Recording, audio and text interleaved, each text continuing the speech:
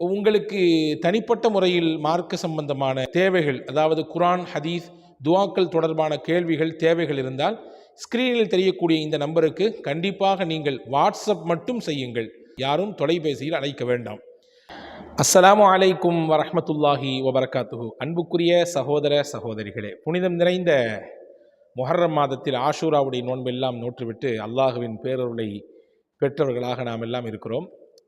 இப்போ நம்ம எல்லாருக்குமே தெரிஞ்சு கொள்ள வேண்டிய ஒரு விஷயம், சொல்லப்போனால் நம்முடைய வாழ்க்கையில் ஒவ்வொரு வாரமும் நம்மை வந்தடையக்கூடிய ஒரு நாள், சிறப்பிற்குரிய நாள் யௌமுல் ஜும்ஆ, வெள்ளிக்கிழமை. வெள்ளிக்கிழமை என்றாலே நமக்கு மகிழ்ச்சி தான். அன்றைக்கு ஜும்மா தொழுகை இருக்கிறது, சிறப்பான ஒரு பேருரையை நாம் கேட்போம். அதோடு சேர்த்து ஈதுல் ஃபுக்ரா இவல் மசாக்கீன், ஏழைகளின் பெருநாள், திருநாள் என்று பெருமானாரால் அறிவிக்கப்பட்ட ஒரு நாள். எனவே எல்லா மக்களுமே வெள்ளிக்கிழமையானால், அது ஆண்களாகட்டும் பெண்களாகட்டும், ஒரு மகிழ்ச்சியும் ஒரு குதூகலமும் நமக்கு இருக்கத்தான் செய்கிறது. அந்த வெள்ளிக்கிழமைக்கு செய்ய வேண்டிய கடமைகள் என்று சிலது இருக்கிறது. குறிப்பாக அந்த வெள்ளிக்கிழமையில் நாம் ஓத வேண்டிய ஒரு முக்கியத்துவம் வாய்ந்த ஒரு சூறா இருக்கிறது. அந்த சூறாவின் பலனை, 5 விதமான பலன்களை நான் இந்த காணொளியிலே உங்களுக்கு சொல்லித்தரப்போகிறேன். கண்டிப்பாக இதை முழுமையாக பாருங்கள். இதனுடைய இறுதியில் உங்களுக்கு மிகச்சிறந்த பலன் கிடைக்கும் என்று நான் நம்புகிறேன். உங்களுக்கு தனிப்பட்ட முறையில் மார்க்க சம்பந்தமான இன்னும் வேறு சில தேவைகள், அதாவது குர்ஆன், ஹதீஸ், துஆக்கள் தொடர்பான கேள்விகள், தேவைகள் இருந்தால் ஸ்கிரீனில் தெரியக்கூடிய இந்த நம்பருக்கு கண்டிப்பாக நீங்கள் வாட்ஸ்அப் மட்டும் செய்யுங்கள். உங்களுடைய வாட்ஸ்அப் பதிவு மட்டும் இருக்கட்டும், யாரும் தொலைபேசியில் அழைக்க வேண்டாம். அன்புக்குரிய சகோதரர்களே, சூரா கஹ்ஃப் திருக்குர்ஆனுடைய 15வது ஜுஸுவில் இருக்கக்கூடிய முக்கியமான ஒரு அத்தியாயம். அதனால் கிடைக்கக்கூடிய பலன் இருக்கிறதே மகத்தானது. 5 பெரும் பலன்கள் சூரா கஹ்ஃபின் மூலமாக நமக்கு கிடைக்கிறது. அதுதான் இந்த காணொளியினுடைய மைய கருத்து. முதலில் சூரா கஹ்ஃபிலே அல்லாஹு தாலா சில வசனங்களிலே முக்கியத்துவம் வாய்ந்த நிகழ்ச்சிகளை, சம்பவங்களை, முன்னால் வாழ்ந்த நபிமார்களுடைய காலத்திலே வாழ்ந்த நல்லோர்கள், குறிப்பாக சில இளைஞர்கள், அவர்களினுடைய ஈமானிய வலுவையும் அவர்களுடைய இறை நம்பிக்கையின் அழுத்தத்தையும் சொல்லும் விதமாக சில விஷயங்களை எல்லாம் பதிவு செய்கிறான்.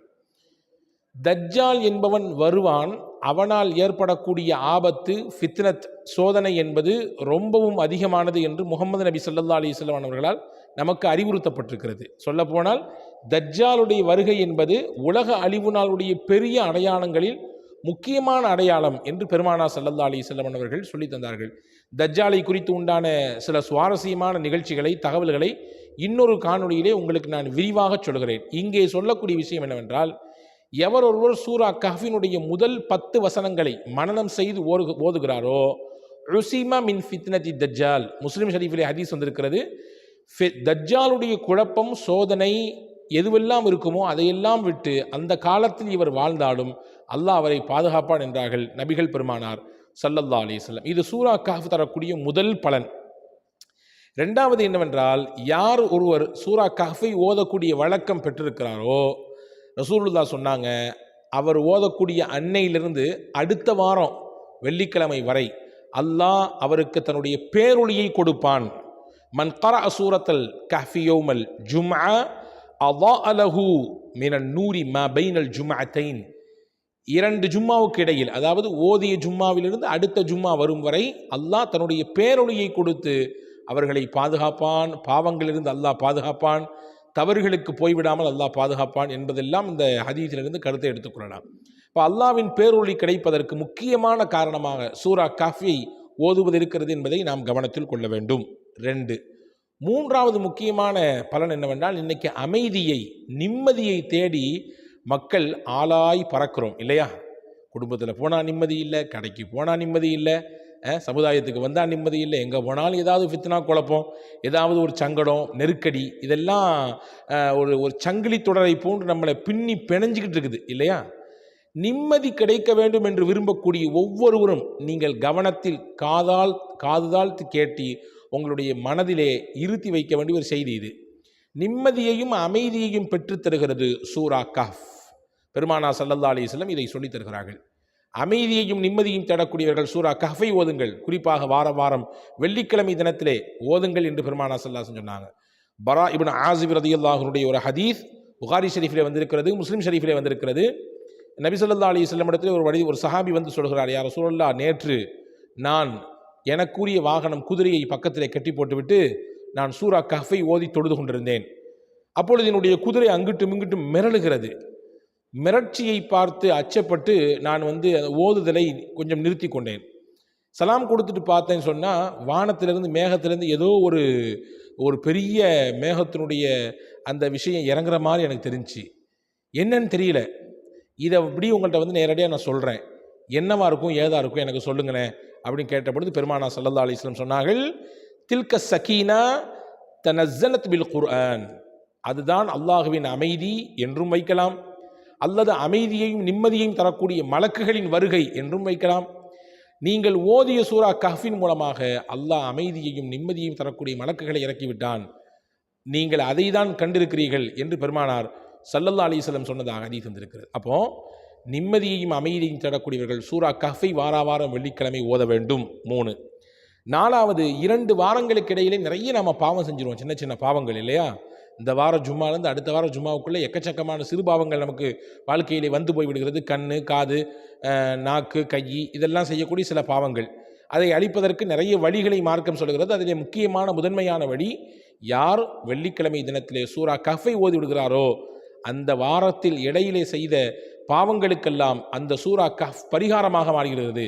அவர் செய்த சிறிய பாவங்களுக்கெல்லாம் அல்லாஹ் மன்னிப்பை இந்த சூரா கஹ்ஃபின் மூலமாக தந்து விடுகிறான் என்றார்கள் பூமான் நபி ஸல்லல்லாஹு அலைஹி வஸல்லம். இது சூரா கஹ்ஃபின் மூலமாக கிடைக்கக்கூடிய 4வது பலன்.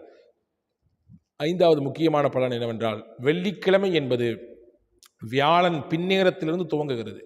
வியாழக்கிழமை பின்னேரத்திலிருந்து துவங்குகிறது. துவங்கி மறுநாள் வெள்ளிக்கிழமையினுடைய மக்ரிப் வரை அந்த வெள்ளிக்கிழமை என்கின்ற நாளை அந்த அடிப்படையில் நாம் குறிக்கிறோம். அப்பொழுது நாம் ஓத துவங்கி மறுநாள் இரவு, அதாவது மாலை பொழுது சாயும் வரை எப்படியாவது ஒரு முறை சூரா கஹ்ஃபை ஓதிவிட வேண்டும். ஏனென்றால் நபிகள் நாயகம் ரசூலுல்லாஹி ஸல்லல்லாஹு அலைஹி வஸல்லம் சொன்னார்கள், வெள்ளிக்கிழமையிலே ஒரு நேரம் இருக்கிறது, அது உங்களுக்கு யாருக்கும் தெரியாது. அந்த நேரத்தில் அல்லாஹ்விடத்திலே கையேந்தி விட்டால், துவா செய்து விட்டால், அந்த துவாவிற்கு மறுப்பே கிடையாது. அல்லாஹ் அதை முழுவதுமாக கொடுத்து விடுவான் என்றார்கள் பெருமானார் ஸல்லல்லாஹு அலைஹி வஸல்லம். அப்போ அந்த நேரத்தை நீங்கள் தேடி நீங்கள் எப்படியாவது என்ன செஞ்சிருங்க, அதை ஓதிருங்க என்பதாக, அதை அந்த நேரத்தில் அல்லாஹ்விடத்தில் துவா செய்துவிடுங்கள் என்பதாக பெருமானார் ஸல்லல்லாஹு அலைஹி வஸல்லம் கற்றுத்தராங்க. அந்த நேரம் எந்த நேரன்றதில் பல்வேறு விதமான கருத்துக்கள் இருக்கலாம். ஹதீஸிலே வந்திருக்கிறது ஜும்மா 2 குத்துபாவுக்கும் இடைப்பட்ட நேரம் என்று வந்திருக்கிறது. சில அறிவிப்புகளிலே வந்திருக்கிறது வெள்ளிக்கிழமை அசர் தொழுகைக்கு பிறகு இருக்கக்கூடிய நேரம் என்று வந்திருக்கிறது. ஆக மொத்தத்தில் ஏதோ ஒரு நேரத்தில் அல்லாஹ்விடத்தில் கேட்கக்கூடிய துவா கபூலியத்தாகிறது.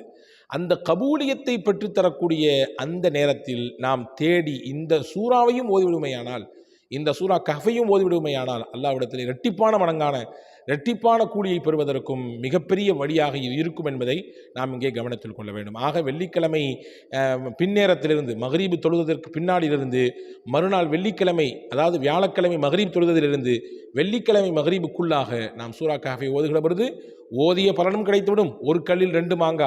அதே போன்று அந்த நாளில் இருக்கக்கூடிய ஒரு குறிப்பிட்ட நேரத்தில், அந்த நேரத்தில் கேட்கக்கூடிய துவாவையும் நம்மால் அடைந்து கொள்வதற்கு முயற்சிக்க முடியும். வல்ல அல்லாஹ் இந்த 5 மிகச்சிறந்த பலனையும் இந்த சூரா கஹ்ஃபின் மூலமாக நம் வாழ்க்கையில் பெறுவதற்கு வல்ல அல்லாஹ் உங்களுக்கும் எனக்கும் எல்லா மக்களுக்கும் வாய்ப்பை தரட்டும். வசலாம். அஸ்ஸலாமு அலைக்கும்.